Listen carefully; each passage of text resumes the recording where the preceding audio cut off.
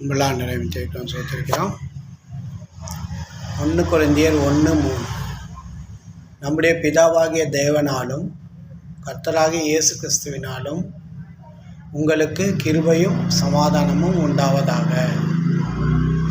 அல்லேலூயா.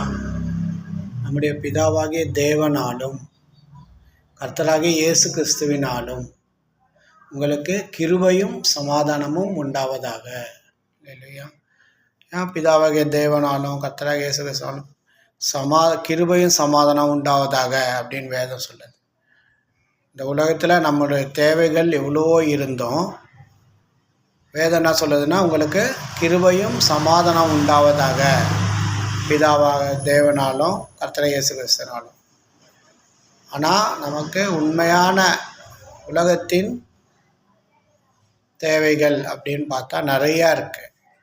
அப்படி இருந்தும் வேதம் என்ன சொல்லுதுன்னா பிதாவாகிய தேவனாலும் கர்த்தராகிய இயேசு கிறிஸ்துவினாலும் உங்களுக்கு கிருபையும் நன்மையும் சமாதானம் உண்டாவதாகன்னு சொல்லுது. ஸோ கிருபையும் சமாதானம் போதுமா உலகத்தின் தேவைகளை சந்திப்பதற்கு? நமக்கு இந்த கிருபையும் சமாதானமும் போதுமா?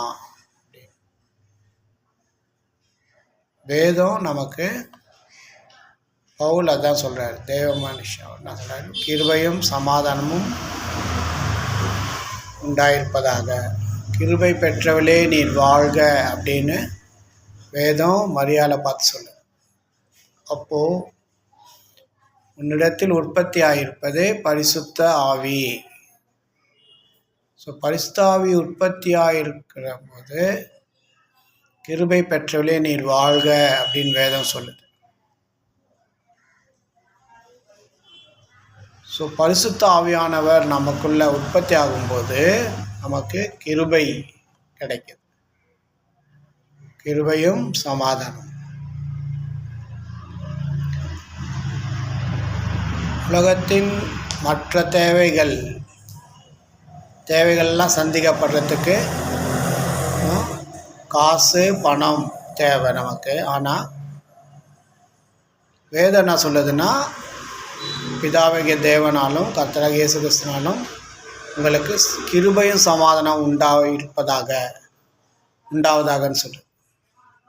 ஸோ நம்ம தேவைகள் காசு பணம், இந்த உலகத்தின் தேவைகளை சந்திக்கிறதுக்கு காசு பணம்.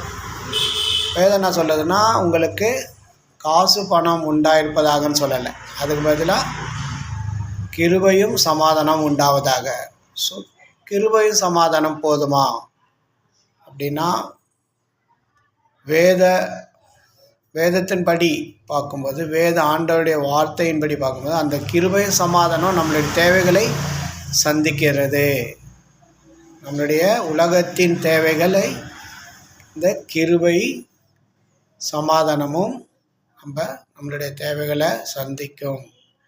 காசு பணம் உண்டாயிருந்ததுன்னா அது ஒரு நாள் மாறிடும்,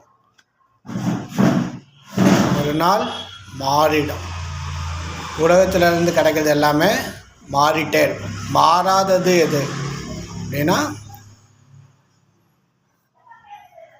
தேவனிடத்தில் கர்த்தராகிய இயேசு கிறிஸ்து கிடைக்கிற கிருபையும் சமாதானம். அதனால தான் வேதம் என்ன சொல்லுதுன்னா பிதாவாகிய தேவனாலும் கர்த்தராகிய இயேசு கிறிஸ்துனாலும் உங்களுக்கு கிருபையும் சமாதானம் உண்டாவதாகன்னு சொல்லுது வேதம். அல்லேலூயா. மாறாதது அந்த கிருபை நம்மளை நடத்தும்.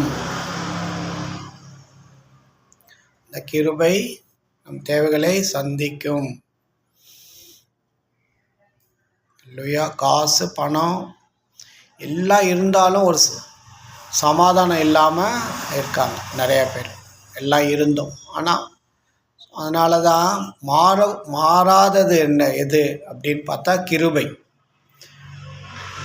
அதனால் அந்த கிருபை நமக்கு அவர் கொடுக்கும்போது அது தேவைகளையும் சந்திக்கும், நம்மளுடைய சமாதானத்துக்கும் அது ஏதுவாக இருக்கும். அதனால தான் பவுல் சொல்கிறாரு, பிதாவாகிய தேவனாலும் கர்த்தராகிய இயேசு கிறிஸ்துவினாலும் உங்களுக்கு கிருபையும் சமாதானம் உண்டாயிருப்பதாக சொல்கிறார். அல்லேலூயா.